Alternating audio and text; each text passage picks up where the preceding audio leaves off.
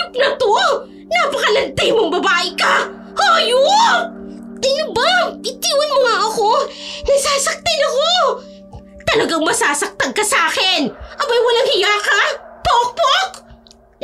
Rico, ano ba? Ang kapal naman ang mukha mo! At dito ka pa talaga natulog sa mismong bahay namin! Kanya ka na ba talaga kakate, ha? Ang sakit, ha? Babalatan kita ng buhay! Hayop ka! Ano ba? Sinabi na huwag mo akong hawakan eh! Bitiwan mo ako! Sino ka ba, ha? Hindi naman kita kilala. Tapos bigla-bigla ka na lang nanunugod. Pumunta ka rito nang hindi man lang inaalam kung sinong kinakasama ng lalaking tinatabihan mo sa gabi? Wow! Kanya na ba talaga ang mga malalandi ngayon? Ano? Bakit kasi hindi mo nalang sabihin sa akin ng diretso? Puro ka paligoy-ligoy. Hindi naman kita maintindihan. Ako lang naman ang babaeng asawa ng lalaking kinakalantari mo. Malanti ka! Sino? Si Kael ba? Oo! Una sa lahat, miss, hindi ko alam na may asawa na pala si Kael. Sinungaling!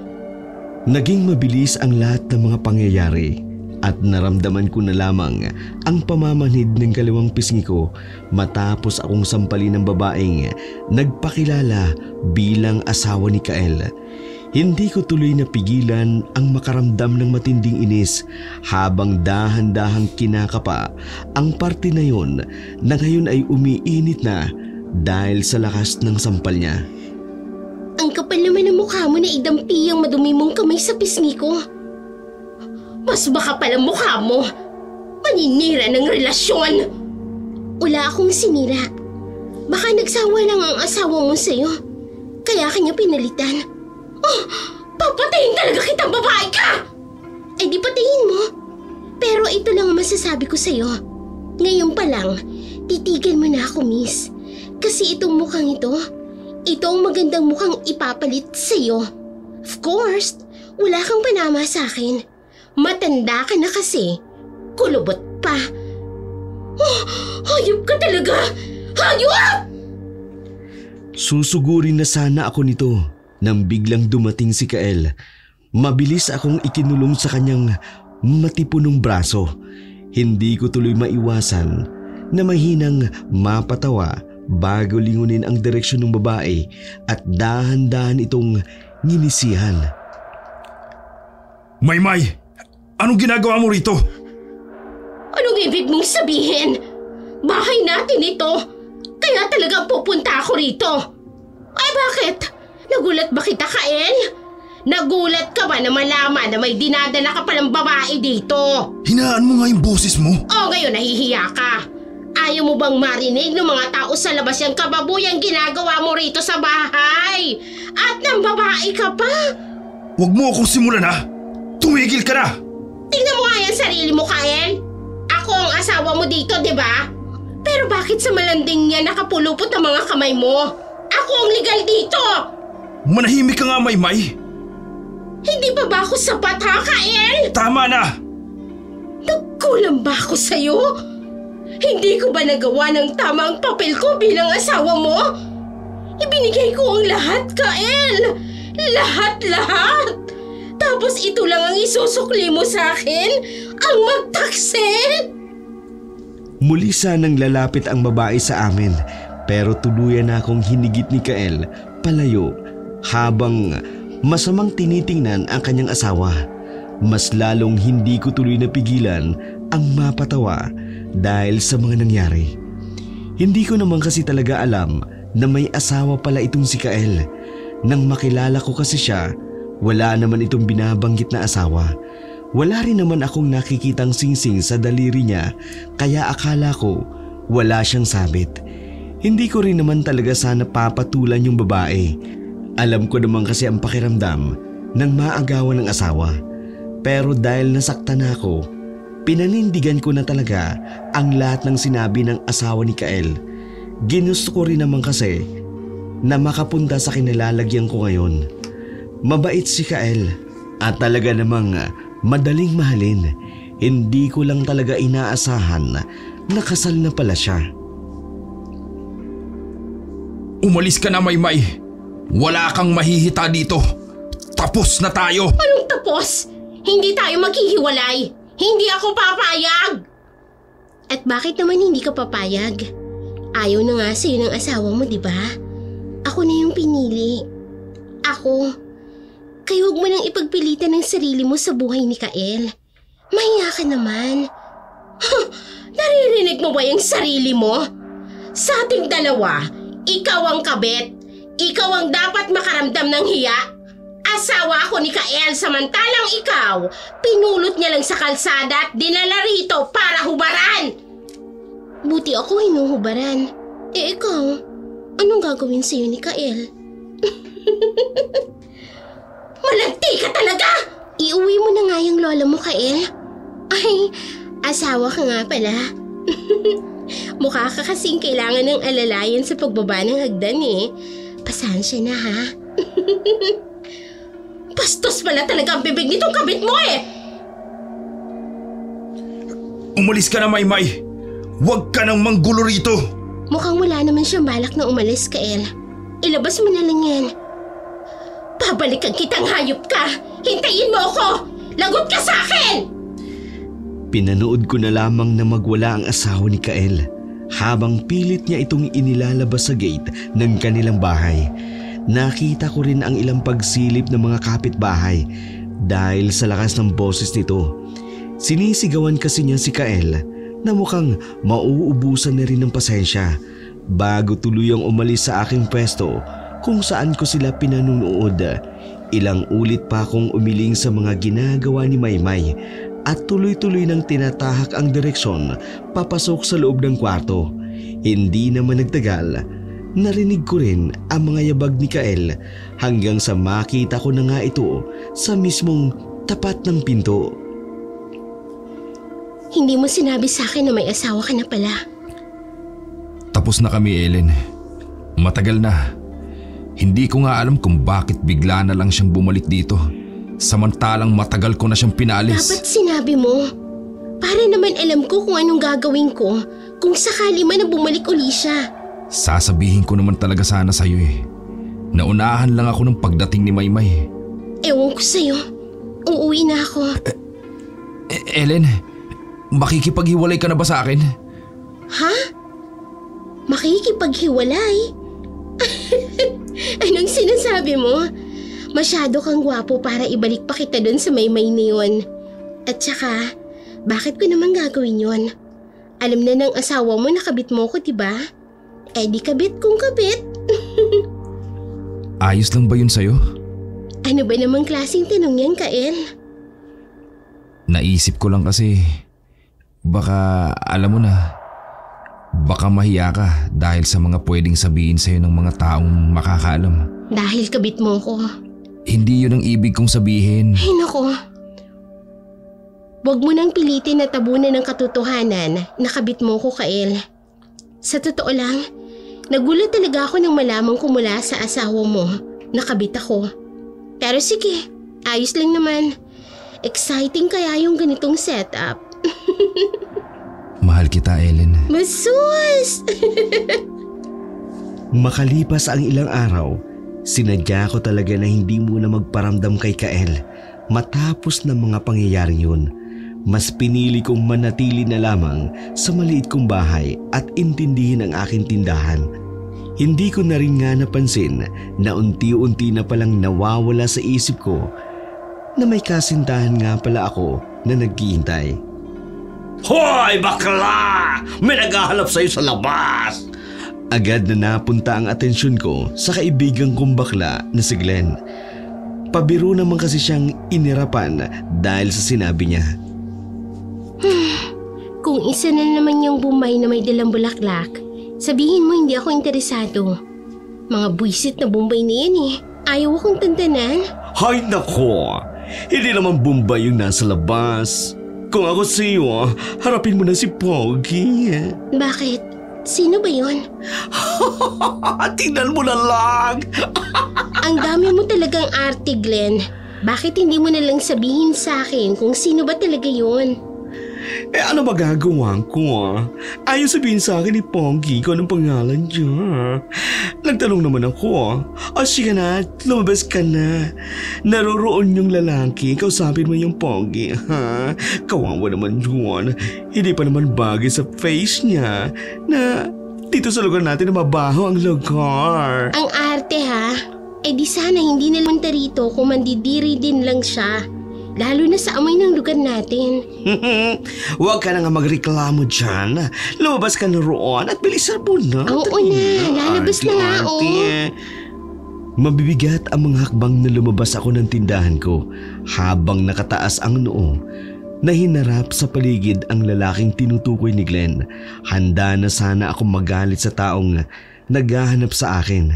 Pero nang mapansin ko na isang pamilyar na kotse sa di kalayuan, medyo natigilan ako. Nang biglang bumukas ang pinto noon, agad akong tumalikod at balak sanang bumalik sa loob.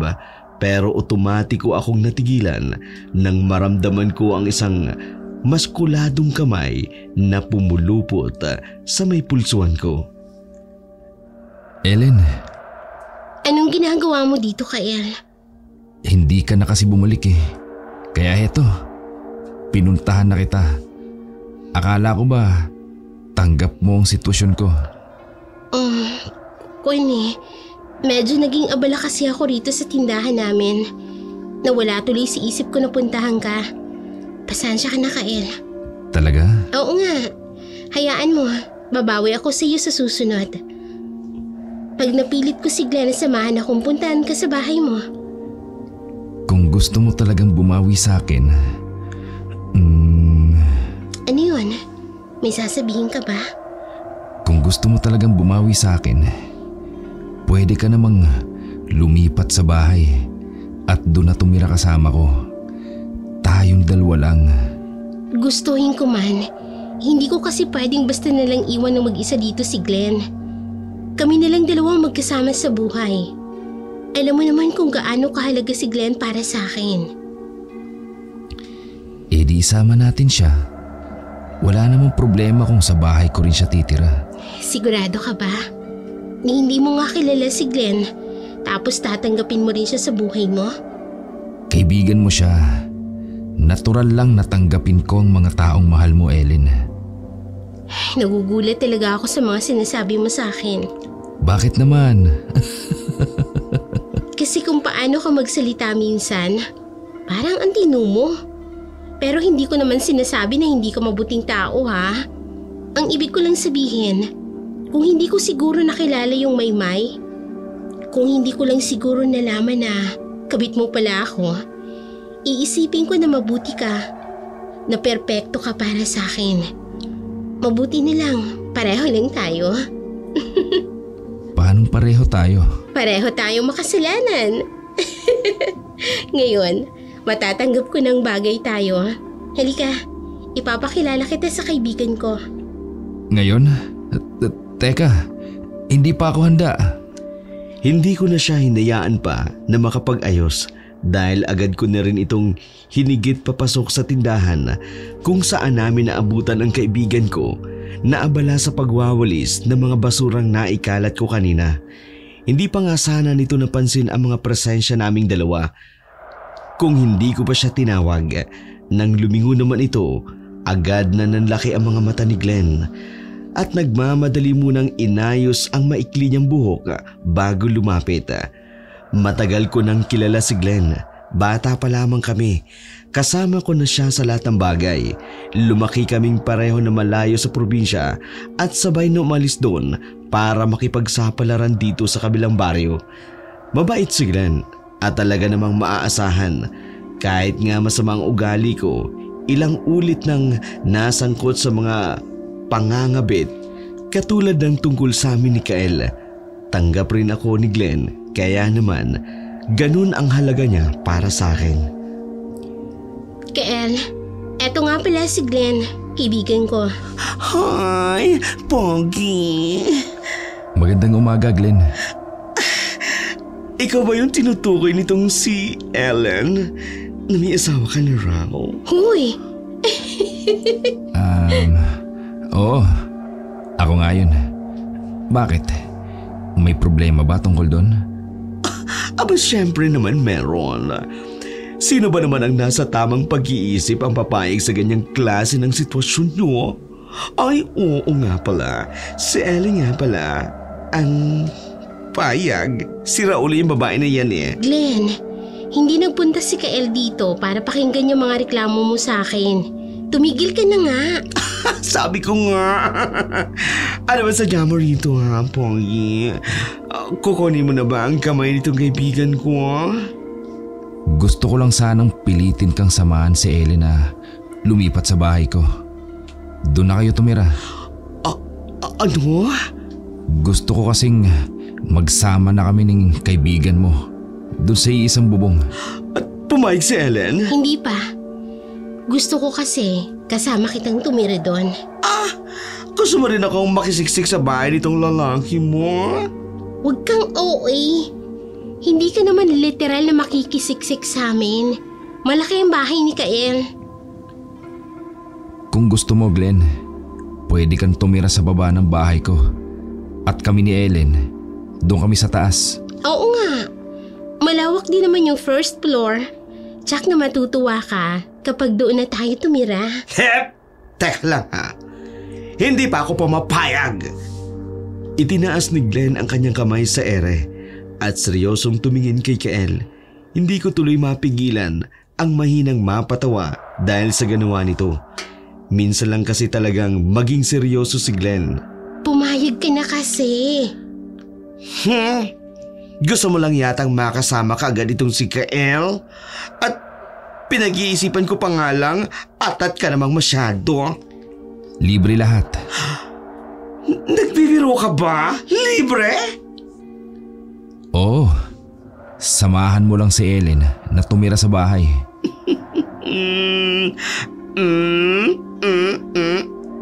Siya, pumapayag na ako. Yes! Buti naman at pumayag ka, bakla. Pwede na kayong lumipat kahit kailan nyo gusto. Sabihin nyo lang sa akin. Pwede akong tumulong sa paghahakot ng mga gamit. May kotse naman ako sa labas. Teka, paano naman itong tindahan ko kung doon kami titira? Nakakalimutan mo na yata, Ellen. May negosyo tayong maiiwan. Oo nga pala.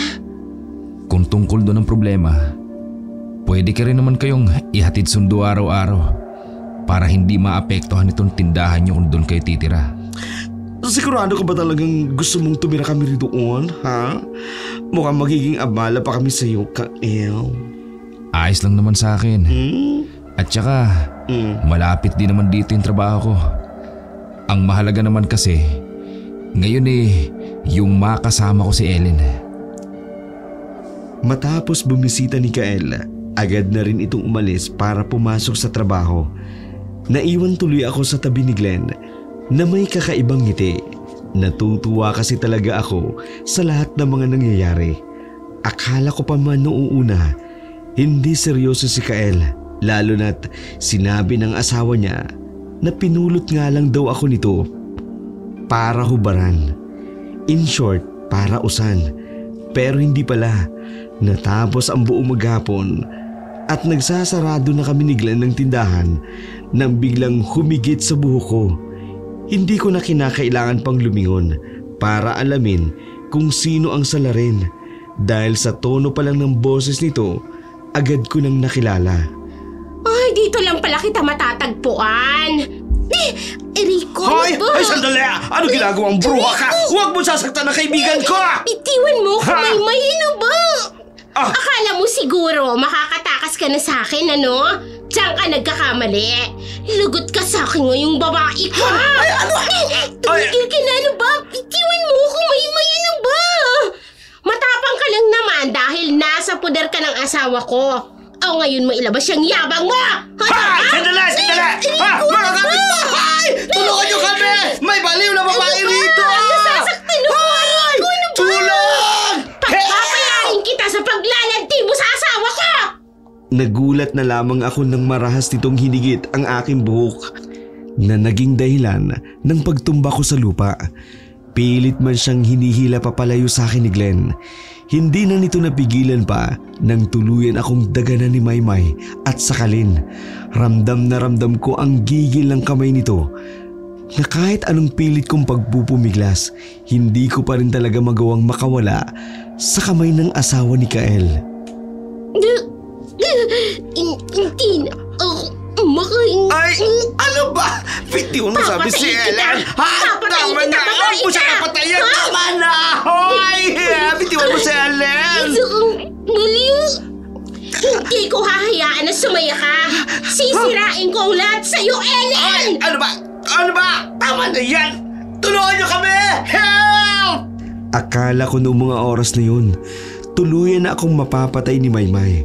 Pero bago pa man maputol ang hininga ko, dumating na ang mga tao at mabilis nilang nailayo sa akin ang asawa ni Kael. Agad din akong pinuntahan ni Glenn at niyakap dahil sa matinding pag-aalala.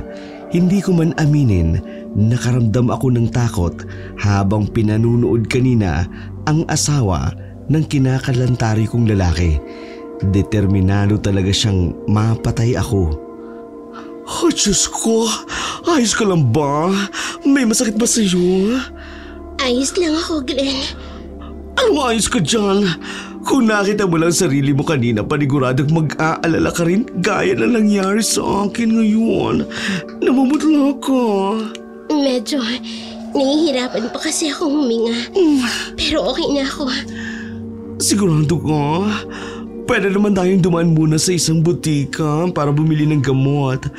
Mukhang magkakapasakan yan sa liig dahil sa bruha na yun. Talaga? Pwisit na babaeng yan. Nanghihina man, dahan-dahan akong tumayo mula sa lupa at tiningnan si Maymay na ngayon ay nagwawala pa rin habang pilit na kumakawala sa hawak ng ilang mga kalalakihan. Kinapa ko rin ang parte ng liig ko na sinakal nito. Hanggang ngayon kasi ramdam ko pa rin ang mga kamay niya na naruroon pa rin.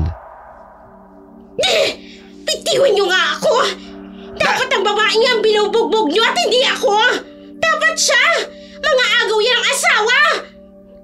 Inuubos niya talaga ang pasensya ko, ha? Hindi ko na nakontrol ang sarili ko at basta nala akong lumapit sa direksyon ni Maymay. Saka inangat ang kamay sa ere. Sa isang mabilis na galaw, malakas na dumapo ang palad ko sa pisngi niya na naging resulta ng pagbaling ng ulo niya sa kaliwa. Oh! Rico! Pinupuno mo talaga akong babae ka, ha? Nakakarami ka na sa akin. Huwag mong hintayin na mapuno ako sa'yo bago ka tumigil. Dahil hindi mo talaga magugustuhan ang gagawin ko. Huwag mo kong subukan. Bitbitin niyo yan! Ilayo niyo yan dito! Hindi pa tayo tapos, Ellen!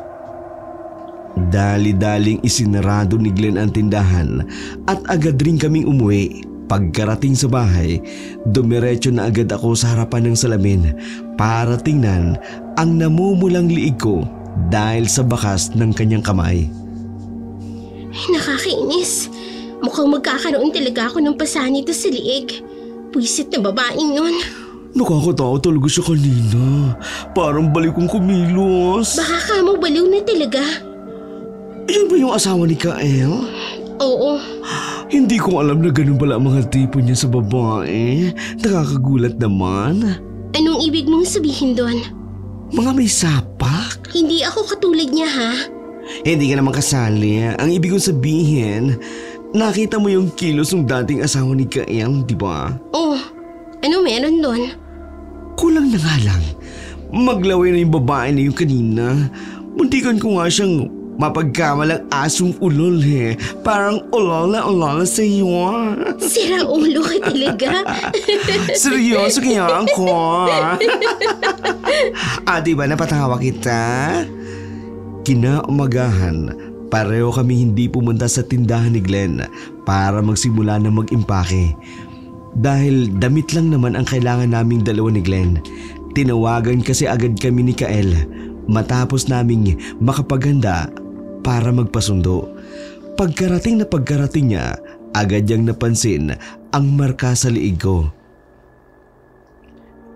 Ano nangyari sa leg mo? Huwag mo nang itanong.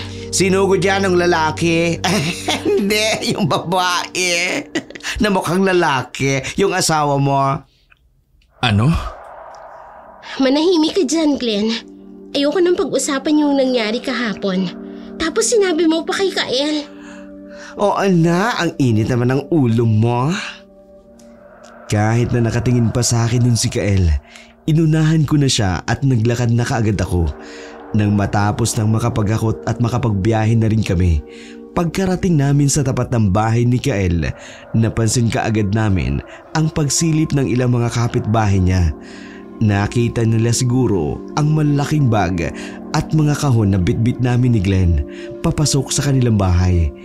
Hindi na nga nagtagal, bigla akong hinarang ng isang matandang babae para magtanong kung anong ginagawa namin doon. Mawalang galang na ho. Ano ho bang pakinyo kung dito kami tumira? Sa inyo ba yung bahay? Diba hindi naman? Ano nangyayari dito? Etong matandang kapitbahay mo eh. Masyadong pakialamera. Tinatanong ba naman kung anong ginagawa ko dito? Huwag ka nang mainis. Hayaan mo. Ako na ang bahala rito. Pumasok ka na ron sa loob. Ako na ang kakausap sa kanya. Bakit kasi hindi pa mamatay-matay ang tsismosa na yan dito sa mundo? Pwisit! Nagdadabog na pumasok ako sa loob ng bahay at basta na lang nahiga sa kama. Nang madaanan ko naman ang kwarto ng aking kaibigan na si Glenn, napansin ko abala ito sa paglilinis maging sa kwarto niya. Kaya naman, hindi lang ako ng gulo, hinayaan ko na lamang itong matapos. Wala tuloy akong ibang magawa kundi ang matulog hanggang sa ginising ako ni Kael para kumain ng pananghalian.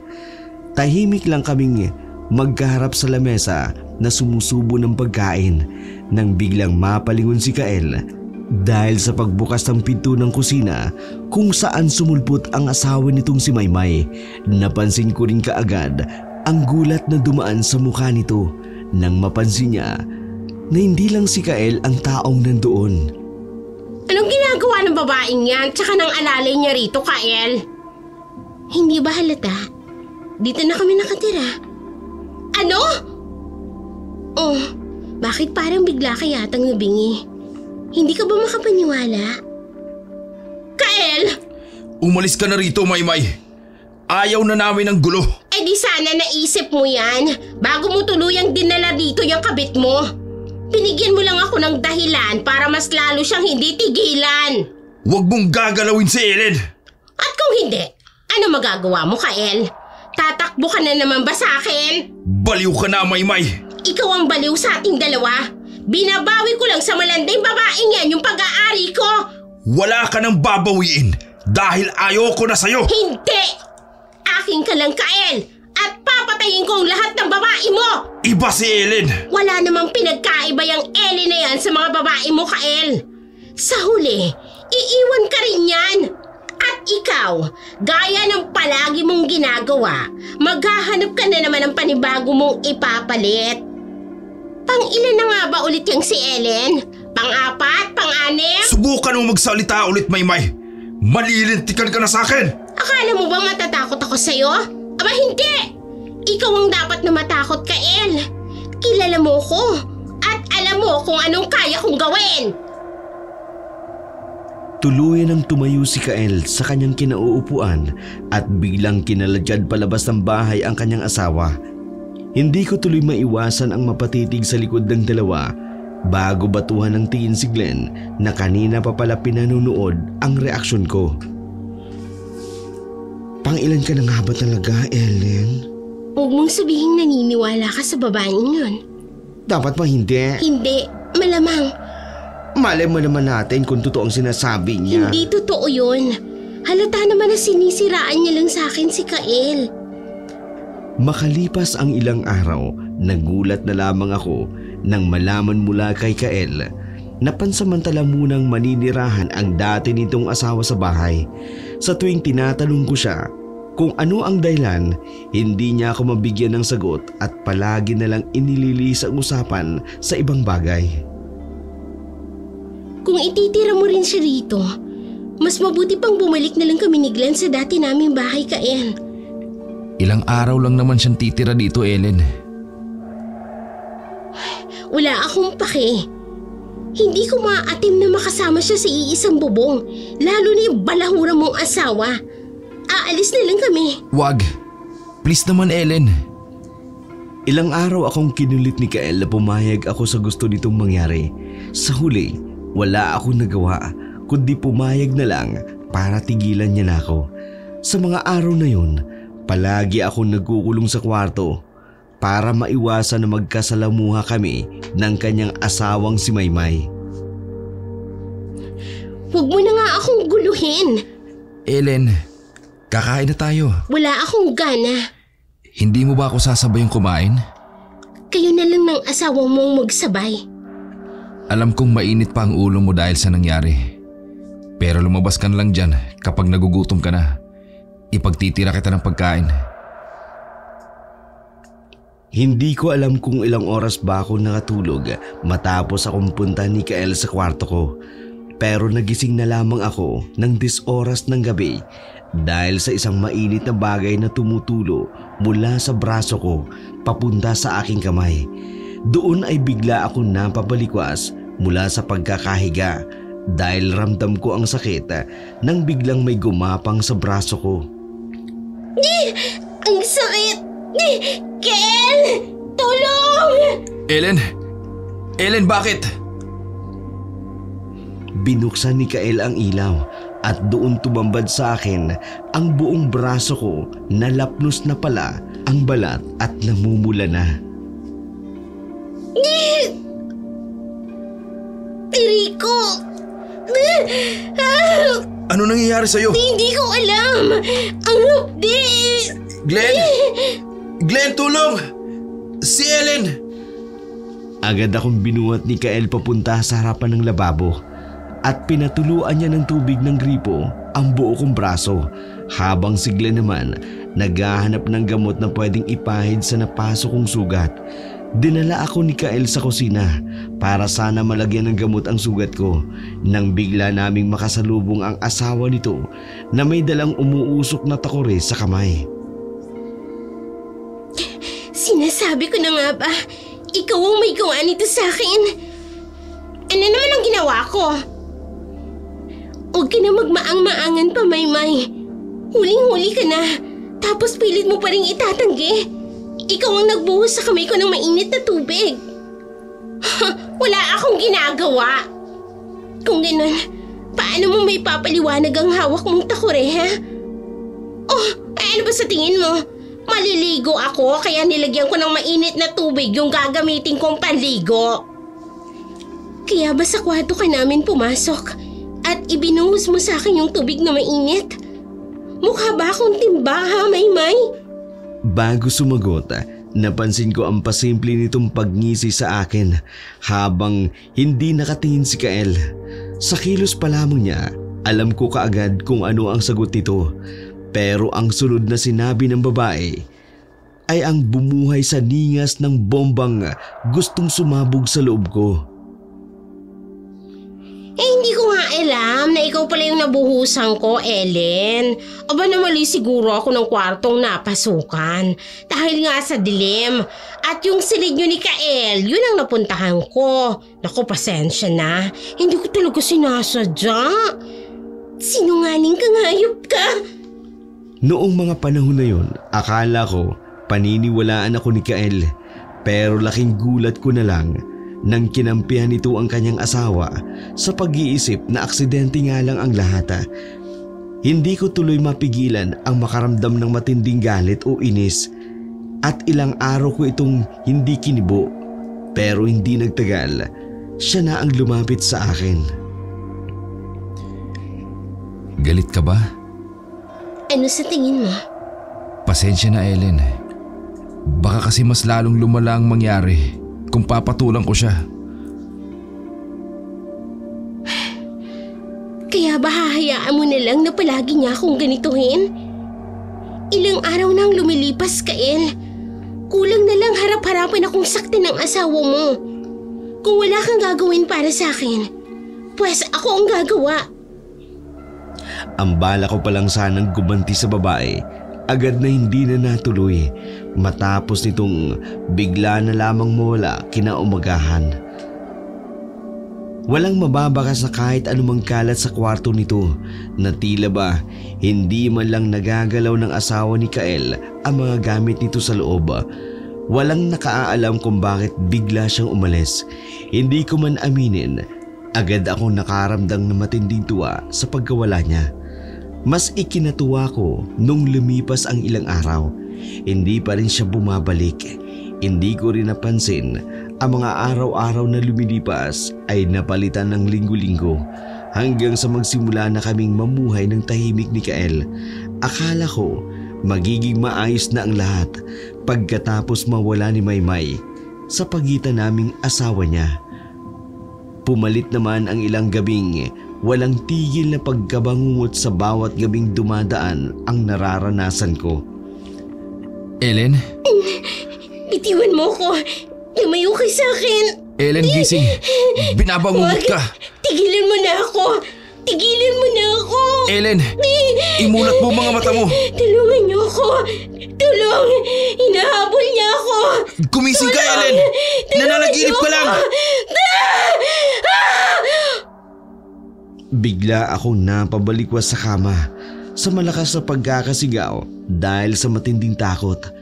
Butil-butil ang pawis na tumutulo sa aking noo kasabay ng pangangatog ng tuhod ko. Naramdaman ko na lamang na bigla na pala akong niyakap ni Kael habang marahang sinusukulay-sukulay ang buko para pakalmahin ang aking sistema. Makalipas ang ilang minuto, doon na lamang ako tuluyang natauhan. Kaya naman agad ko rin siyang niyakap at mahinang umiyak sa mga bisig niya. Shhh! Tahan na. Nananaginip ka lang. Hindi totoo ang lahat. Natatakot ako, Kael. Kinaumagahan, bumangon ako sa kama at walang buhay na naglakad papunta sa kusina. Bumunga doon ang kaibigan kong si Glenn na agad ko namang pinansin. Oh, ano nangyari sa iyo? Bakit parang hindi ka yata nakatulog magdamag? Hindi nga. Binangungot kasi ako kagabi. Binangungot ka uli? Ano naman ang panaginipan mo at hindi ka naman nakabalik sa pagtulog? Si Maymay. Si Maymay ang napanaginipan ko. Ano? Hanggang sa pagtulog mo ba naman ginugulo ka pa rin ng babae na yun? Hinahabol niya ako sa panaginip ko. Kakaibang itsura niya doon, Glenn. Sobrang haba ng buhok niya. Halos natatabunan na ang buo niyang katawan. Nakakikilabot. Nakapanaginip lang yun. Huwag na huwag ka masyadong magpapa-apekto dahil panaginip lang yan. Dream. Pero parang totoong-totoo talaga ang lahat, Glenn. Ramdam na ramdam ko kung paano pumasok ang lahat ng buhok ni Maymay sa butas ng katawan ko. Huh? Sumusukan na rin daw ako ng buhok at ultimong gilid ng mga mata ko. May mga lumalabas na ring hibla. Kumalma ka nga, Ellen. Hindi yan totoo. Hindi ka masasaktan ng dating asawa ni Kael dahil matagal na siyang umalis. Takot na takot lang talaga ako sa napapanaginipan ko. Hindi ko tuloy alam kung magagawa ko pang matulog nito mamaya. Halika nga, ipagtitimpla kita ng tsaa para naman kumalma yan kahit papano yung katawan mo. Dahil sa nangyari, hindi na rin ako pinapasok ni Glenn para samahan siya sa tindahan. Hinayaan na lamang ako nitong makapagpahinga kung saan naiwan lang akong tulala sa loob ng kwarto. Kung hindi pa nga ako tinawag ng isang beses ni Kael, hindi ko pa siya mapapansin. Bakit? Pinag-igib na kita ng tubig dun sa banyo. Maligo ka muna. Sige. Teka, Ellen. Ha? Ayos ka lang ba? Ayos lang ako, Kael. Bakit parang kanina ka pa yatang umaga nakatulala? Tungkol pa rin ba yan dun sa nangyari kagabi? Hindi lang ako nakatulog ng maayos. Maligo ka na't magpahinga na lang muna dun sa kwarto. Sige. Kumuha na lamang ako ng tuwalya at agad na rin pumasok sa loob ng banyo Matapos kong maramdaman ang maligamgam na tubig, agad na rin ako nagbuhos. Hindi naman nagtagal, nasa kalagitnaan ako ng paliligo nang mapansin ko na hindi na lumulubog ang tubig sa sahig. Pilit ko yung inaaninag, pero dahil malabo na yung tubig dahil sa sabon, napilitan akong ilublub ang aking kamay sa ilalim para kapain kung ano ang bumabara doon sa butas. Malakas akong napasigaw nang iangat ko mula sa tubig ang bagay na naging dahilan ng pagkakabara noon sa sahig. Bumungad kasi sa akin ang mga hibla ng buhok na halos tumabo na sa aking mga kamay dahil sa dami. Ellen, bakit bigla kang sumigaw? Ayos ka lang ba dyan sa loob? Ayos lang ako. May palaka lang akong nakita. Mabilis kong naihagi sa basurahan ang mga buhok na nakuha ko. Mabilis na lumabas ng banyo kung saan bumungad sa akin si Kael na mukha namang nag-aalala. Gustuin ko mang sabihin dito ang bagay na aking nakita sa loob. Mabilis ko siyang iniwasan at walang imik na pumasok sa loob ng kwarto. Sumapit ang pananghalian, napansin ko na lamang nakapaghain na pala si Kael at kakain na rin kami. Naupo na lamang tuloy ako. Hinintay ko ito na tumabi sa akin bago tumahimik na kumain. Masama pa rin ba ang pakiramdam mo? Medyo ayos na. Mabuti naman kung ganon. Kumain ka ng marami para bumalik ka agad yung lakas mo. Hindi pa naman ako sanay na nangihina ka ng ganyan. Bakit hindi ka pala pumasok sa... Hindi ko na natuloy na itanong sa kanya nang bigla akong mampatayo sa aking kinauupuan dahil sa isang bagay na nagdulot ng kakaibang pakiramdam sa loob ng aking bibig na umabot sa aking lalamunan. Pilit ko tuloy sinuksok ang daliri ko sa aking lalamunan para sa pilitang ilabas ang bagay na yun hanggang sa tuluyan na nga akong magsuka sa lababo. Ganun na lamang ang aking pagkasindak matapos kong makita ang ilang hibla ng buhok na natatabunan na ng kinaing iniluwa ko. Mahaba iyon at nagkanda buhol-buhol na dahil sa laway at pagkaing humalo ng doon. May kakaiba ka bang nakain? Ang bastos mo. May nakain akong buhok dun sa kanin. Meron ba? Pati nga. Ito tingnan mo dito sa lababo. Hindi naman yan akin Akala ko pa naman maikli. Mahaba pala. Baka nalaglag lang yan sa kanin mo habang kumakain ka. Nakakawalang gana naman Kainis. Saan ka pupunta? Hindi ka pa tapos kumain Ikaw na lang. Ayoko na. Pagsapit ng gabi, maaga ako natulog dahil sa matinding pagod na hindi ko alam ang dahilan. Ipinikit ko na lamang ang aking mga mata at hindi nagtagal, agad na akong nakatulog. Akala ko magiging maayos na ang lahat at hindi na mauulit pa ang panaginip na nakita ko kagabi. Pero muli na naman akong nagising dahil sa malakas na pag-alog ni Kael sa aking katawan. Pagmulat ko pa lamang, agad na bumungad sa akin si Kael at ang kaibigan kong si Glenn. Parehong may pag-aalalang reaksyon sa mukha. Hindi ko man maintindihan kung ano nangyari.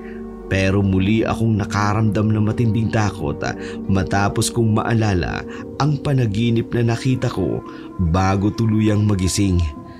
Basic kang babae ka. Tinakot mo ako Akala ko hindi ka na magigising. Anong nangyari? Bigla ka na namang nagsisisigaw. Tapos nung pinilit ka naming gisingin, hindi ka gumagalaw. Namutla ka na rin kasi kanina. Dadaling ka nga na sana namin ni Kael sa bayan para mapatinan sa doktor. Napanaginipan ko na naman yung parehong panaginip ko kagabi. Ay nako, kinakabahan talaga ako sa'yo sa mga nangyari. Bakit kaya? Baka sakit na yan. Umaga pa lamang ay napansin ko kaagad ang pagiging alerto ng dalawang lalaki tuwing may ginagawa ako. Pati si Glenn, mas lalong naging tutok at ilang ulit akong sinabihan na wag muna akong pumunta sa tindahan para tumulong. Pero dahil sadyang makulit talaga ako, sumama pa rin ako at inihatid ako ni Kael papunta sa tindahan. Maghapon lang kaming tumao doon at inayos ang mga salansan ng paninda hanggang sa sumapit na nga ang pananghalian. Bumili na lamang kami ng makakain sa malapit na karinderya at agad rin itong inihain. Bakit ang dami naman itong kanin ko? Ay naku bakla, nangangayayat ka na kaya. Kaya dinagdagan ko na ang sando ko sa'yo kasi alam ko maliit ka ng kumain. Bongga naman ang ulam natin ngayon, di ba? Uubusin ko yan? Ay hindi, i-display mo lang yan dyan sa pinggan mo. Malamang uubusin mo yan. Naiiling na isinubo ang sunod-sunod na mga kanin na itinambak ng aking kaibigang si Glenn sa aking pinggan at napilitang nilunok ang mga iyon. Nakailang nguya pa lamang ako nang maramdaman kong biglang pagbaliktad ng aking sikmura. Kaya naman, mabilis akong tumakbo papunta sa banyo. Yumuko sa kubeta para doon sumuka. Oh, napano ka na naman? May nakain yata akong iba. Sa unang labas ng mga pagkain, puro tubig lang yun. At kanina, pero hindi nagtagal, napalitan nyo ng ilang hibla ng buhok at itim na tubig na lumabas sa aking bibig. Ay Diyos ko! Ano ba yan? Ano kinain mo? Ha, Ellen? At kanya na kulay! Hoy, Ellen! Ano na? Buhay ka pa ba dyan? Oh, Diyos ko! Patay ka na ba? Ellen! Nagsusuka ka lang kanina! Ano yan? Hindi ko alam. Ay, Diyos ko, buti lang salita ka. Grabe talaga ang nangyari sa'yo. Mukhang lumalala ka na. Lumipas ang ilang buwan matapos noong nangyari at nagpatuloy ang mga kakatuwang pangyayari sa aking katawan na nagpahirap sa akin. Dumagdag pa doon ang mga bangungot na hindi ako hinahayaang makapagpahinga. Hindi ko na nga alam kung kailan ang huling beses na nakatulog ako ng maayos simula noong unang gabi na napanaginipan ko ang dating asawa ni Kael. Dahil nga sa mga nangyari sa akin, napilit ako ni Glenn na magpakonsulta sa isang albularyo rito sa aming lugar para malaman namin kung ano nga ba talaga ang dahilan at bigla akong nanghina at nagkaroon ng sakit. Hindi man naniniwala sa mga albularyo pero maaga pa lang agad na kaming pumunta sa bahay nito, dala ang ilang kandila bilang pang-alay. Huwag na kaya tayong tumuloy. Hindi naman totoo mga albularyo na yan eh. Nako, huwag kang magulo dyan. Kailangan nating malaman kung na paano ka talaga. Nag-aalala nga ako sa'yo tapos ikaw, tigas pa rin ang ulo mo. Hindi naman kasi talaga totoo yung mga sinasabi ng ganyang klaseng tao. Shh! Manahimik ka na lang. Tsaka nandito na tayo. Huwag ka nang umangal. Pumasok na kami sa loob ng bahay nito. Agad na sinimula ng matandang babae ang pagsusuob sa akin gamit ang isang insenso at kamanyang. Ilang sandali pa, inilabas na nito ang isang palanggana na may lamang tubig at sinindihan ng kandila. Pinanunood ko kung paano dahan-dahang ipinapatak ng matandang albularyo ang mga natutunaw na kandila sa tubig. Hindi nagtagal, inangat nito sa ere ang isang kakaibang figura na nabuo dahil sa kandila. Gustuin ko mang paniwalaan ang sinasabi nito. Masyadong imposible ang sinasabi doong matanda. Kaya naman, nailing na lamang ako at sumenyas kay Glenn na uuwi na kami. Hindi ba lang natin na itanong kung ano ang pwede nating gawin? Ano ka ba? Seryoso ka ba? Maniniwala ka dun sa sinabi ng matanda na pinaghihigantihan ako ng isang babae na may mahabang buhok? Hindi ba halata naman? Malayo sa katotohanan ng sinasabi niya. Mali kasi natin kung totoo yung mga sinabi ng albularyo. Una sa lahat, dahil mukha ng asawa ni Kael ang palagi mong nakikita sa bangungot mo sa gabi. Ikalawa, malaki ang posibilidad na ginagantihan ka talaga dahil sa pag-aagaw mo kay Kael. Malabo talaga ang gusto mong mangyari. Baka aksidente lang na mukha ni Maymay ang ginagamit sa aking isip para makaramdam ako ng pagsisisi sa ginawa ko sa relasyon nila ni Kael na hindi mangyayari dahil hindi ako magsisisi. Hapon na nang makauwi kami ni Glenn sa bahay ni Kael at pagpasok pa lang namin sa loob, agad kaming tinanong nito kung saan kami nagpunta. Kaya naman, nagsinungaling na lamang ako rito at sinabi na galing kami ni Glenn sa aming tindahan. Paglubog ng araw, nasa loob na agad ako ng kwarto at nakahiga habang tulala sa kesame. Kanina pa ako nakararamdam ng antok pero pinipigilan ko ang aking sarili. Nabigla na lamang mapaidlip dahil sa pag-aakala at pag-aalala na baka magkaroon na naman ako ng panibagong bangungot. Pinatay ko na lang tuloy ang ilaw sa kwarto namin at ipinikit ang aking mga mata para sana ipahinga iyon. Pero paglipas pa lang ng sandali, nakarinig ako ng mga yabag sa aming kwarto. Sa pag-aakala na si Kael iyon, mabilis akong napamulagat ang aking mga mata para sana tawagin ito. Pero laking gulat ko nang maramdaman kong kumpul ang mga buhok sa mismong tapat ng aking bibig. Kakainis naman itong mga buhok nito. Anong ibinubulong mo dyan? Itong mga buhok kasi, nakakainis na. Kapapasok mo lang? Oo. Bakit? Sino yung pumasok dito kanina? Akala ko ikaw yun. Ah? Hindi ah. Kararating ko lang galing sa banyo. Sigurado ka? Oo. Baka pagod lang yan.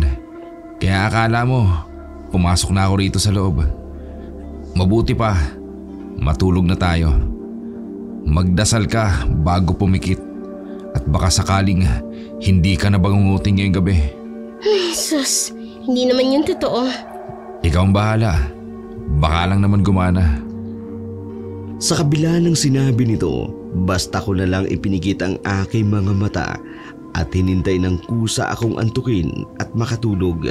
Hindi pa man lumalalim ang aking pag-idlip, naramdaman ko na lamang ang biglang pagkirot ng aking ulo at tiyan, kaya agad akong napabangon sa kama. Rico! Oh, ano nangyayari sa'yo? Kaya lang sakit ng ulo ko. Halika nga. Titingnan ko lang kung nilalagnat ka. Ang sakit! Hindi ka naman nilalagnat. Teka, mahiga ka lang dyan at hahanap ako ng langis na pwede kong ipanghilot sa sintido mo. Ilang minuto akong hinilot ni Kael sa noo at sa aking sintido bago tuluyang matanggal yung sakit at muli akong nakatulog. Akala namin dala lamang ng init pero kinabukasan ng isang gabi, muli na namang umatake ang pagsakit ng aking ulo at tiyan na hindi na nagawa pang maampatan ng hilot at langis na ipinahid sa akin ni Kael. Kael, nakita mo ba kung nasan yung mga gamot ko? Wala ba sa taas ng ref? Doon ko yata yun pinatong. Wala naman dito eh. Itanong mo nga kay Glenn, baka nakita niya. Saglit lang, itatanong ko. Glenn? Yes! Nakita mo ba yung gamot na binili ko kay Ellen? Hindi eh. Bakit? Sumasakit na ba ang ulo niya? Oo yata. Ay, ewan ko lang kung saan ipinapatong niya ni Ellen yung mga gamot niya. Alam lang kailangan niya yun eh. Tapos kung saan lang nilalagay, alam niya naman na dapat palagi siyang umiinom doon. Hindi ko na nahanap yung gamot na noong araw na yun. Kinailangan tuloy akong muling ibili ni Kael sa bayan para lang maiwasan ang muling pagsakit ng aking ulo. Naging madalas din ang mga gabing naririnig ko ang tunog at yabag sa loob ng aming kwarto. Akala ko nung una pinagtitripan lamang ako ni Kael. Pero minsan ko nang narinig ang mga yabag ng paa sa loob ng kwarto namin habang malalim na natutulog si Kael sa aking tabi. Hindi ko tuloy maiwasan na pagdudahan minsan ng aking sarili dahil sa mga bagay na naririnig at napapanaginipan ko sa gabi. Naiisip ko nga minsan baka nababaliw na ako. Unti-unti na rin akong nakararamdam ng takot sa bawat gabing dumadaan, lalo na magsimulang magkatotoo ang lahat ng mga napanaginipan ko noon. Kael, saan ka pupunta? Ibibili kita ng gamot sa labas. Nang ganitong oras? Alanganin na ng gabi Gagamitin ko naman yung kotse. Mabilis lang ako. Huwag na kaya. Mawawala rin naman itong sakit ng ulo ko. Sigurado akong maya-maya wala na to. Ilang gabi ka nang dumadaing. Alam kong mahirap para sa'yo na matulog na may nararamdaman. Kaya bibili na kita. Kaya ko pa naman yung sakit. Huwag ka nang makulit. May bukas pa naman sigurong butika sa labas. Babalik din naman ako agad. Sige na nga. Mag-iingat ka. 10 oras na ng gabi.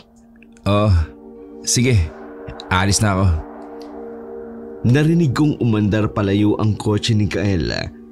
Kaya naman tumaligod na ako at pumasok sa kwarto para sana mahiga. Nang mapansin ko ang kakaibang bagay na lumabas mula sa ilalim ng kama, nilapitan ko yun at nangihilahin ko na sana biglang nanlaki ang aking mga mata dahil sa takot nang makita ko mula sa dilim ang 2 pares ng mga mata na nagtatago sa ilalim ng katre. Bala ko sanang sumigaw pero naging mabilis ang lahat ng mga pangyayari. Nagulat na lamang ako nang biglang lumabas mula sa dilim ng aking kama ang isang figura ng babae na natatabunan ng mahaba nitong mga buhok. Ang tagpo na iyon agad na nagpanginig sa aking mga tuhod dahil sa matinding takot.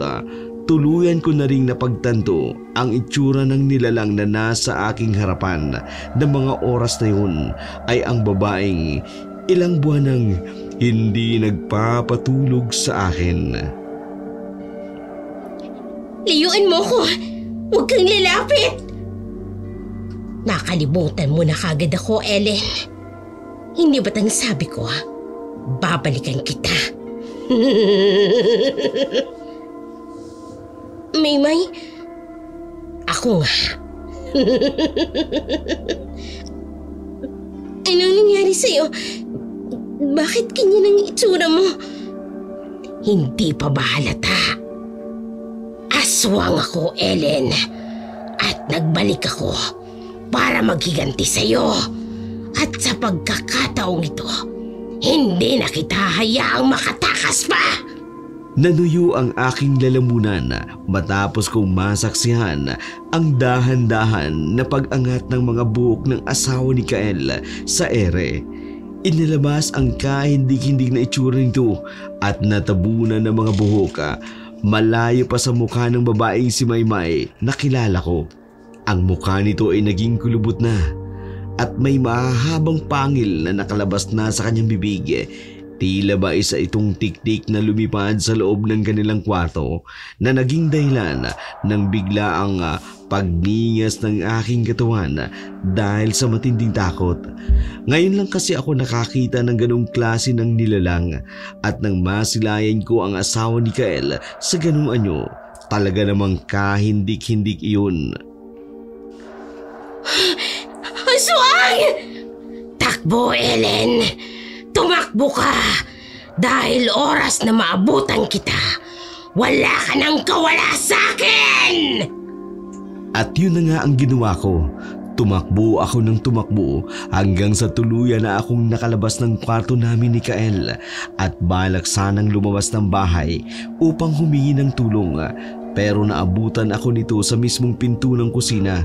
Naramdaman ko na lamang ang mga buhok nito na mahigpit ng pumupulupot sa aking mga paa at pilit akong hinihila, pero dahil mabilis akong nakahawak sa mismong pintuan, nahirapan si Maymay na mahila ako papunta sa kanyang direksyon.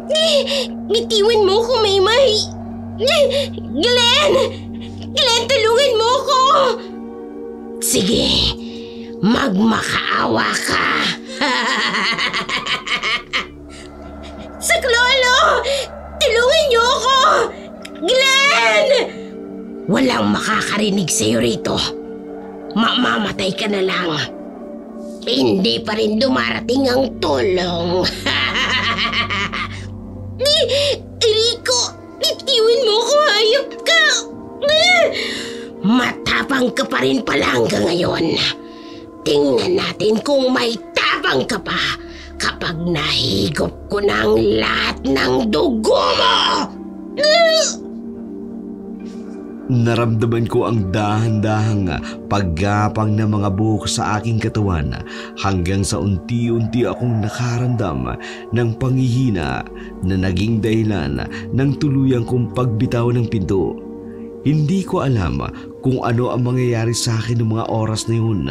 Kaya naman habang hinihila nito ang aking katawan, paglapit ko sa kanya, buong lakas kong hinila palayo ang aking binti at ang aking buhok kay Maymay na pilit pa rin gumagapang.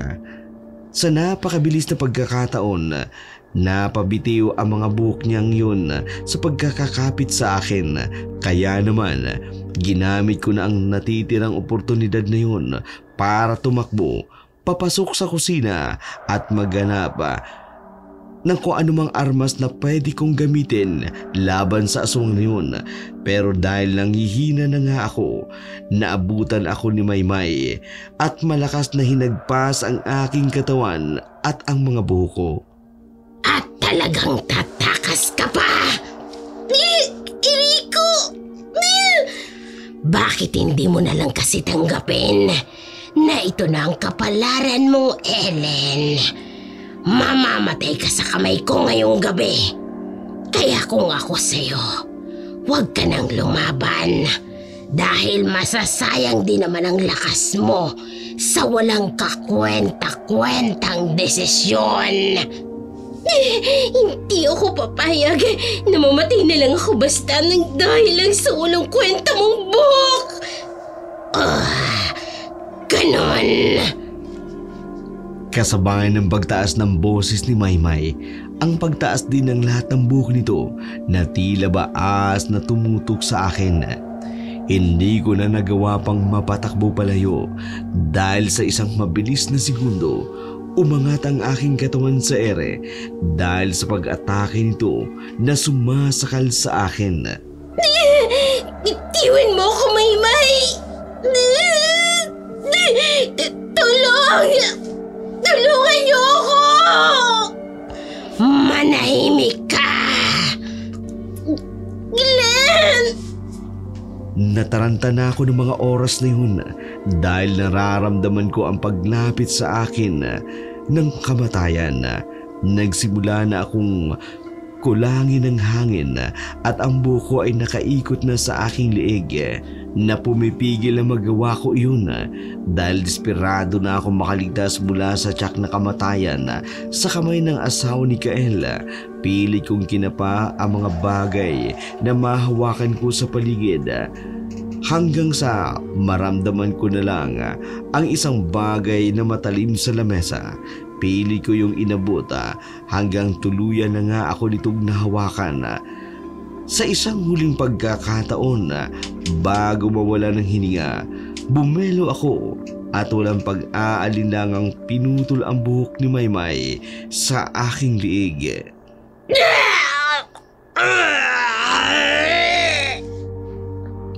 Matapos kong makabawi ng hininga, mabilis rin agad akong tumakbo papunta sa mismong pinto palabas ng bahay.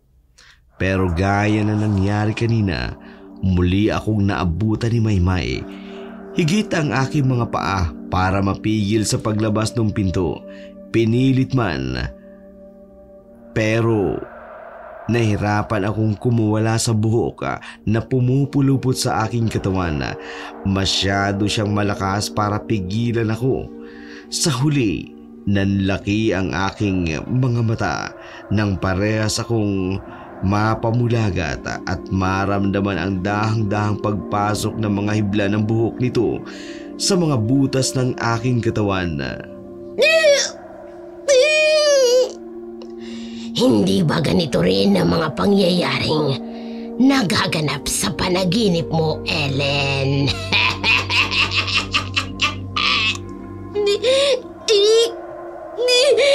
Tama na! Sobrang sakit! Ganyan nga. Namnamin mo lahat. Dahil ang susunod na ipararamdam ko sa'yo ay ang pait ng kamatayan. Ang pagpasok ng bawat hibla ng buhok sa butas ng aking katawan ay lumilika na matinding sakit na lumalamon sa buo kong pagkatao. Ni ang buksan ang bibig ko para makahingi ng tulong.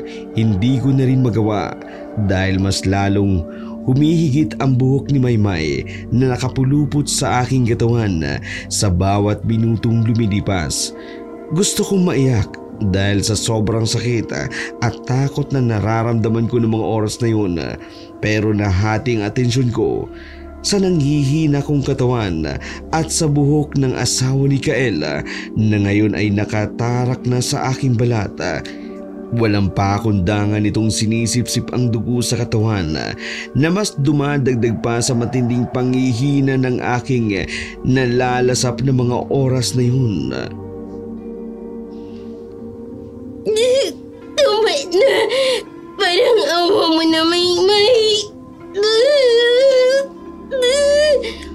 Anong sabi mo?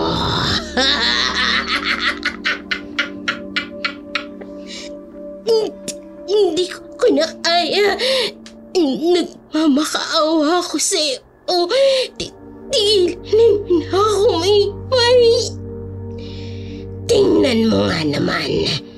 Ikaw pa mismo umamin sa sarili mo na hindi mo na kaya.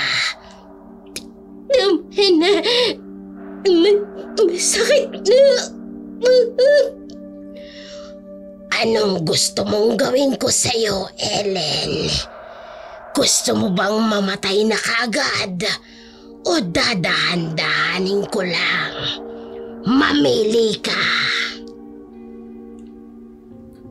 Lumalabo na ang aking paningin ng mga oras na yun dahil sa matinding paghihina. Pakiramdam ko, bigla na akong mawawala ng malay kung tatagal pa ang pagsisip-sip ni Maymay ng dugo at ng lakas ko.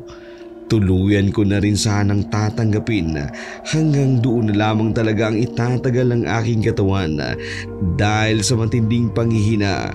Pero nagulat ako nang marinig ko mula sa paligid ang boses ni Glenn na sumisigaw. Mukhang narinig dito ang paulit-ulit kong pagtawag sa kanya kanina. Bago ko pa man tuluyang maibulat ang aking mga mata para hanapin ito sa paligid, bigla nang bumagsak ang katawan ko sa sahig. Hindi ko na rin maramdaman ang mga buhok na ang asawa ni Kael na nakatarak sa aking balat. Kaya naman, dahan-dahan akong tumayo at hinanap sa paligid ang kaibigan ko si Glenn na naligtas sa akin mula kay Maymay. Glenn! Glenn, nasan ka? Ellen, tumakbo ka na! Bilisan mo! Pakialamerong bakla! Etong sayo! Nakita ko kung paano iangat ni Maymay sa ere ang katawan ni Glenn, gaya ng ginawa nito sa akin. Sinasakal niya din si Glenn, ilang ulit na inihampa sa dingding bago tuluyang binitiwan. Bigla tuloy akong napaupo sa sahig matapos kong makita ang kalagayan nito. Dahan-dahan din akong napatulala dahil sa mga pangyayari. Pero agad din namang natauhang muli ang aking katawan nang tinawag ni Glenn. Tumakas ka na! Pero hindi kita pwedeng basta nalang iwan dito. Kaya ko ang sarili ko. Sige na, Ellen. Paano ka? Bahala na. Basta iligtas mo ang sarili mo, dali. Ipangako mo sa akin na susunod ka. Umalis ka na. Parang awa mo na, Glenn. Mangako ka. Oo, susunod ako. Promise! Sa huling pagkakataon, muli kong nilingon si Glenn bago binagtas ang daan patungo sa pinto. Tumakbo lamang ako ng tumakbo hanggang sa makarating sa isang maliit na terminal. Walang sapin ang kahit anuman ang aking mga paa. Sa loob ng bus, may ilan akong napansing nakasakay roon. Wala naman talaga akong balak pumasok. Pero sa takot ko na masundan ako ng asawa ni Kael, walang pag-alinlangan na sumampa ako sa sasakyan at tarantang ibinigay sa konduktor ang lahat ng pera ko. Nanaka pa ako sa aking bulsa. Nanginginig sa takot at sumiksik ako sa pinakadulong bahagi ng bus na yun. Itinabon ko ang mga kamay ko sa bibig para pigilan ang sarili na makalika ng kahit anumang klaseng tunog. Hindi man nagtagal, narinig ko ang konduktor na sumisigaw na aalis na raw ang bus na sinasakyan ko. Sa takot ko na baka maiwan ko si Glenn sa lugar na yun, taranta akong tumayo at tumakbo ako pababa ng sasakyan na yun nang mapatigil ako sa paghakbang dahil sa taong bigla na lamang sumigaw mula sa labas. Saglit ho! Sasakay ako! Glenn! Salamat sa Diyos at ligtas ka! Ellen! Hindi ko na napigilan pang mapatitig sa katawan ng kaibigan ko nang mapansin ko ang napakadami nitong sugat at galo sa mukha dahil sa pagligtas nito sa akin kanina. Nagdurugo ang ilong niya at namumula ang liig dahil sa ginawang pag-atake ni Maymay. Hindi ko tuloy maiwasang makaramdam ng matinding awa at pagsisisi dahil napagtanto ko na ako pala ang dahilan ng lahat ng sugat nito sa katawan.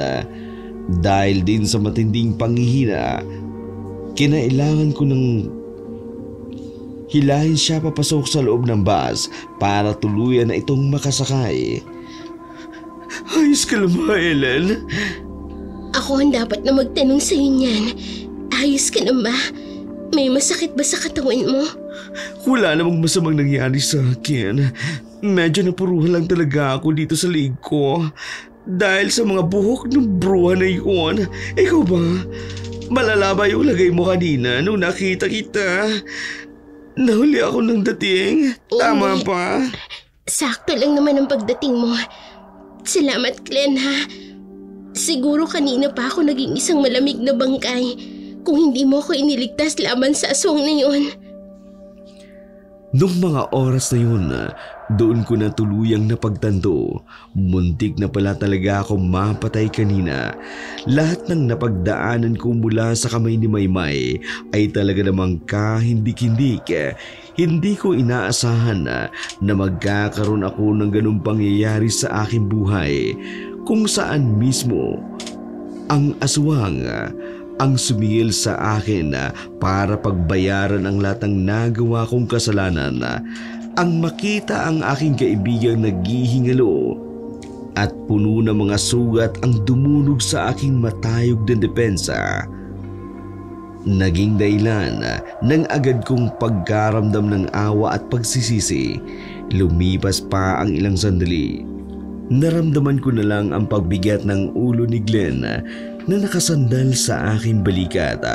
Hindi namamalaya nito na nakatulog na pala siya sa tabi ko dahil sa matinding pagod. Kaya naman, kahit may kunting takot at pangamba pa sa dibdib, dahan-dahan ko na ring isinandal ang ulo ko sa bintana ng bus, saka ipinikit ang aking mga mata para magpahinga. Hindi naman sigurado kung saan patungo ang sasakyan na aming sinakyan ni Glenn. Masaya ako't makalalayo na kami sa lugar na yun na magkasama kaming dalawa. Ellen, kissing. Ellen. Nasaan na tayo? Hindi ko alam. Mabuti pa bumaba na lang tayo at magtanong-tanong.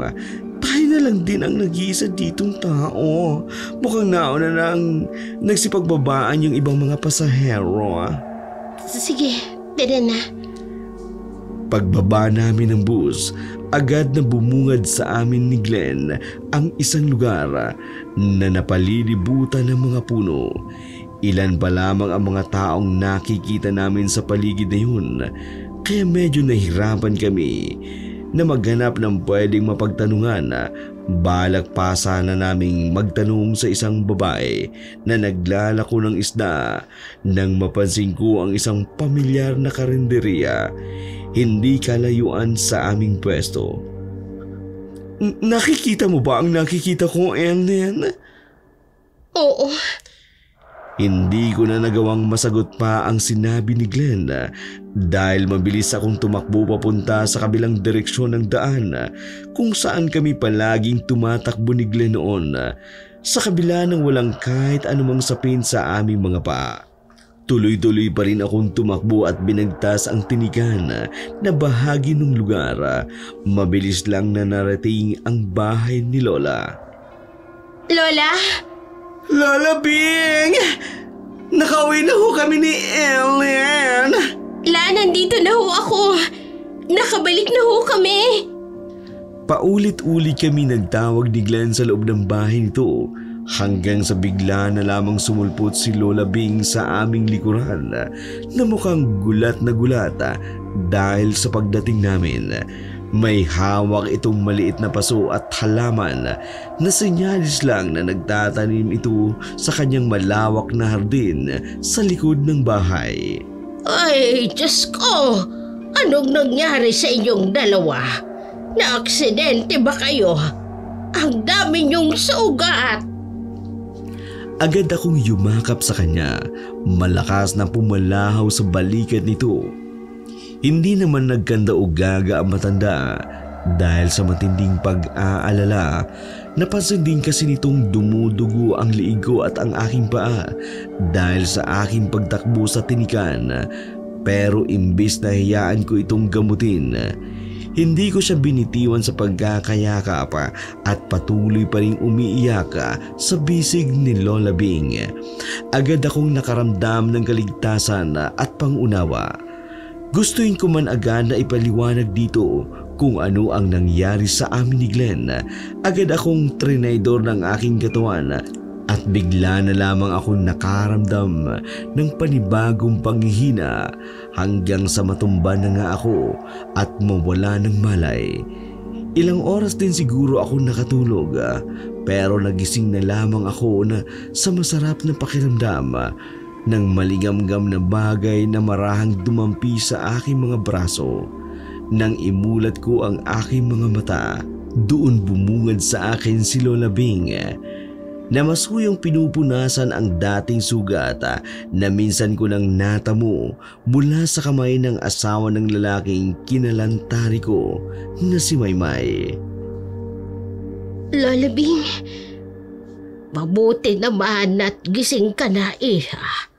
Kamusta ang pakiramdam mo? Medyo maayos na ho ako, Lola. Siya nga po pala, si Glenn ho. Ay, nasa labas. Nagpapahangin. Nagamot na ho ba yung mga sugat niya? Oo, inayos ko na siya kanina. Salamat ho, Lola. Umamin ka nga sa akin, Ellen. Anong nangyari sa inyo at ganoon ang itsura ninyong dalawa nung naabutan ko kayo kanina? Hindi pa ho ba nagkukwento sa inyo si Glenn? Ikaw dapat ang magkwento tungkol doon. Ano bang nangyari, Apo? Lola, nakipagrelasyon ho ako sa lalaking matagal ng kasal. Tumira ho ako sa iisang bubong kasama siya at doon ko ho nalaman mula sa tunay niyang asawa na kasal nga sila. Akala ko ho nung una magiging maayos ang lahat dahil sinabi naman ho ni Kael na matagal na silang tapos. Pero hindi ho pumayag yung babae sa gusto nitong mangyari. Ay, sige, ituloy mo lang, anak. Palagi ho akong ginugulo ng asawa niya.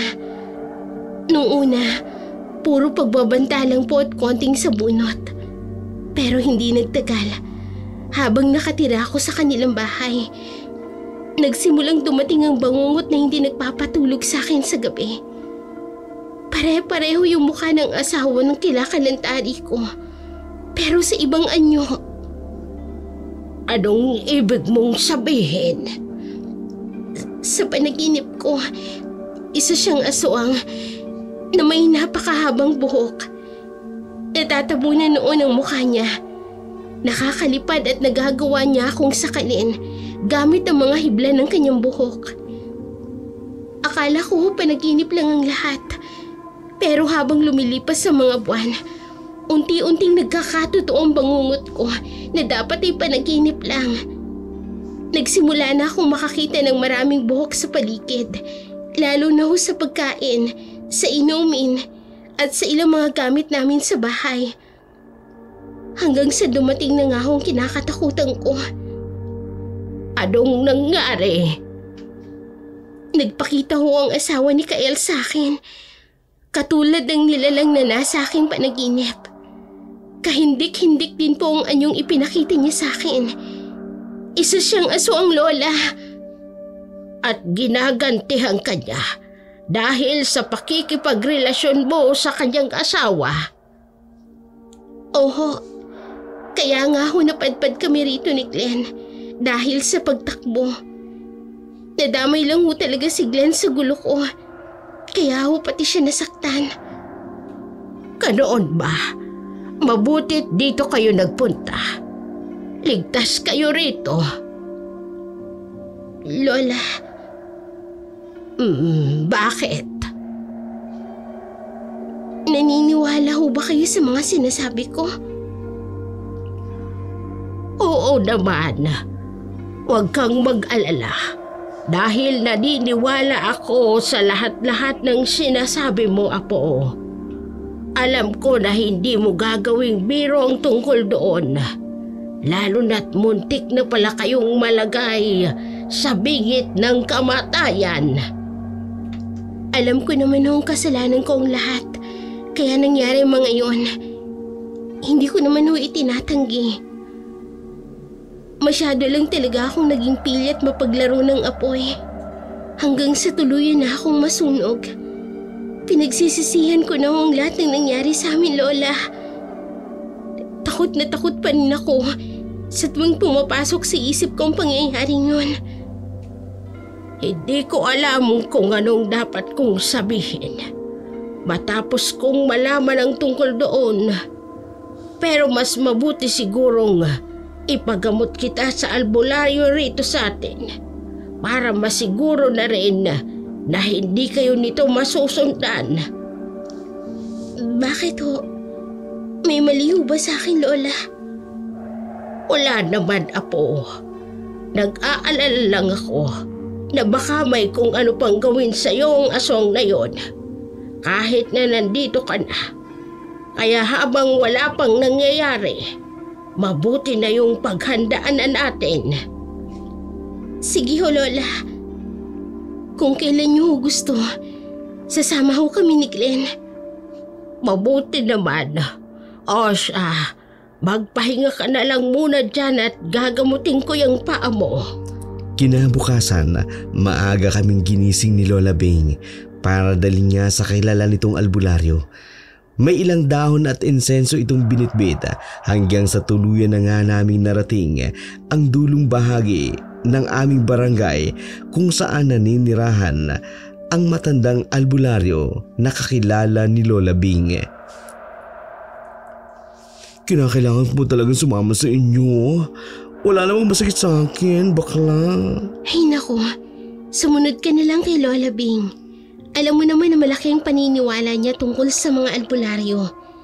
At saka malay mo naman, dinamay ka na rin noong aswang, noong asawa ni Kael. Pahamag talaga yung bruwa na yon, kainis. Ayoko rin naman itong gawin. Kung ikaw pa, siguro maintindihan ko kung bakit tayo pupunta rito. Kasi naman, tignan mo nga katawan mo. Ay, ang payat-payat mo pa rin. Pinagsasasabi mo dyan. Sadya namang ganito ang katawan ko. Hindi kaya biglang bumagsak yung timbang mo simula nung tumira tayo sa bahay ni Kael. Kaunti nga lang, isipin na lang nilagyan kanya ng kung anong bagay na sa kinakain mo at doon ka biglang nanghina at nagkasakit. Mga apo, pumasok na kayo rito sa loob at naghihintay ng albularyo. Oo, Lola. Tara na, Glenn. Pumasok nga kami sa isang kubo kung saan agad naming sinalubong ang isang matandang lalaki na puno ng bigote sa muka. Naupo ito sa harap ng isang malapad na lamesa kung saan nakahanay ang ilang mga kasangkapan na mukhang ginamit ng matanda sa ginagawa nitong orasyon dahil sa akin. Nagsimula ang lahat. Ako ang unang isinalang ni Lola Bing para ipasuri sa matandang albularyo. Ilang ulit lang niya akong binulungan ng mga hindi ko maintindihan ng mga salita bago hilutin ng aking sikmura. Akala ko nung araw na yon walang mangyayari sa aking kakaiba dahil hindi naman ako naniniwala sa mga gawaing albularyo. Pero kalaunan, nanlaki ang aking mga mata. Mabilis akong napatayo nang bigla akong makaramdam ng pagsususuka. Ayos ka lang ba? Nasusuka ako. Yung timba. Ibigay niyo kay Ellen yung timba na nasa sulok. Nang makapitan ang timba na inabot sa akin ni Glenn, agad akong yumuko at doon ay ilang ulit akong dumuwal sa pagkakaalala ko. Tubig at pagkain lang naman ang nalabas sa akin at agad na nabali lang makita ko mula sa timba ang sunod-sunod na paglabas ng napakaraming buhok mula sa aking bibig. Ay, anong nangyayari sa kaibigan ko? Ay, Diyos ko. Mahabaging Diyos! Habang patuloy na isinusuka ang mga buhok na lumalabas sa akin, narinig ko mula sa albularyo na ang mga buhok na yun ay nagmumula sa aswang na si Maymay. Unti-unti rin pala nitong pinapasok ang buo kong sistema na naging dahilan kung bakit palagi ko nga daw itong nakikita sa aking mga panaginip. Malaki daw ang posibilidad na may kinuha itong gamit mula sa akin kaya nagagawa niyang mapasok ng ganun ang napakaraming hibla ng buhok sa katawan ko. Kung hindi pa nga daw iyon natanggal sa aking katawan, malaki daw ang posibilidad na tuluyan akong manghihina at kung mamalasin, maaari akong mamatay. Ilang oras din siguro akong nakayuko sa timbang ibinigay sa akin bago tuluyang tumigil ang pagsusuka ko. Kung susumahin, pwede nang maitirintas ang mga buhok na aking nakolekta mula sa aking pagsusuka. Kaya naman talagang nanghina ang buong katawan ko matapos mailabas ang lahat ng yun. Samantala, nang suuba naman si Glenn, walang nakitang kakaiba ang albularyo sa katawan ng kaibigan ko. Kaya agad rin kaming nakauwi pagkatapos ng lahat ng yun. Ayos lang ba ang pakiramdam mo? Oo. Tumigil na rin ang pagkirot ng ulo ko matapos akong sumuka. Sabi ko na totoo yung sinabi nung ating albularyo na una nating pinuntahan. Kaya nga, bigla ko rin yung naisip kanina. Kung nakinig lang sana tayo at naniwala doon sa matanda, siguro may iwasan nating mangyari ang mga ganito. Kahit magsisi tayo, tapos na rin naman. Napahamak na tayong dalawa. Nagsisisi ka na ba? Sa ginawa ko? Sa lahat-lahat. Oo naman. Kung pwede nga lang maibalik ang nakaraan, hindi ko nagagawin yung mga ginawa ko noon. Ewan ko ba kung bakit pumayag ako makipagrelasyon kay Kael. Alam ko naman na mali yung ginawa ko kasi may asawa na siya. Siguro masyado lang akong naging pabaya. Kasi hindi pa ako napapahamak sa lahat ng ginagawa kong kalokohan dati. Ngayon pa lang, masakit palang maningil ang karma. Nakakatakot. Uulit ka pa ba? Ha? Hindi na. Ayoko na. Napag-isip-isip ko nga na hindi na lang bumalik sa kabilang baryo. Siguro dito na lang ako sa probinsya kasama si Lola Beng. Ikaw, anong plano mo? Tinatanong pa ba yan?